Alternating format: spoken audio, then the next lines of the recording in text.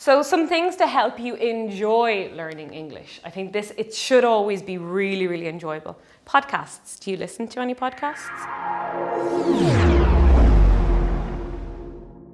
I can't listen or watch TED Talks because it's just one person talking. But TED Radio Hour is fantastic. What they do is they take maybe 5 TED Talks around one topic and bring them all together and explore it. Another fantastic podcast that I've actually found since the last one is called Song Exploder.